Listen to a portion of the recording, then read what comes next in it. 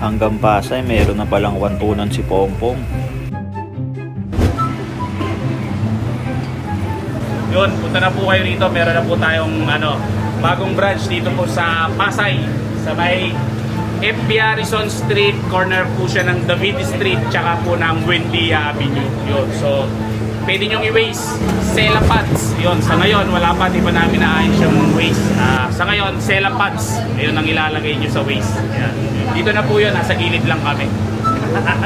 Mga tropang Pasay, tara na. Ano?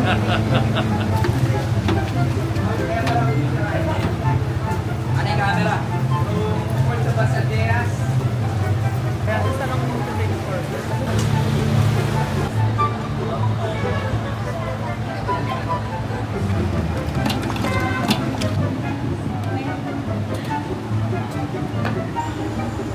Beef. Sarap po, sakto, umuulan ngayon.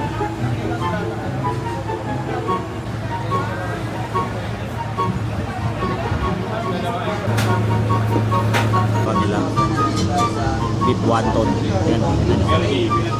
Tapos, buo-buo yung mga laman niya. Yan. Yan.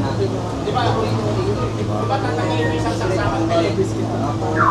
Ito nyo naman, diba? Buo-buo, diba? Yan, mamo. Tikman natin, laman muna tayo. Itong shrimp omelette. Yan, shrimp omelette. Di ba yung station, paliitin mo, shrimp noodles. Paliitin mo lang siya, mabili lang yung fire. Saksak mo, tapos parang tingin mo yung saksakan. Yes, mo. Panalo talaga yung ano? Wato ni Pompong. Tapos sa kayo dito, ito yung bago. FB Harrison sa Pasay City, Sela Lobs. Sakto ngayon, ulan pa naman ng ulan ngayon, no? Oo nga pala. Ulan na ulan ngayon, ayun, no? Diba? Sakto tong ano, wato ni Pompong. Sa mga taga-Pasay dyan, alam nyo na, meron ng wantunan si Pompong dito sa may Harrison. Okay, thanks. Salamat. Alam niyo na. Siyempre yung paborito ko, shrimp, ayun, no? Diba? Nakahubad na yan, no? Yan. Naka-ano na yan, nakabalat na yan. Shrimp muna tayo.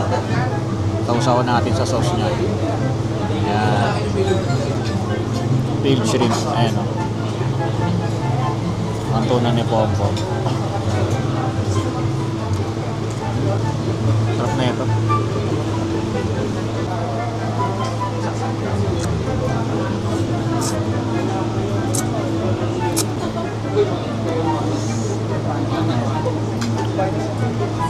Ganyan yan. Solid.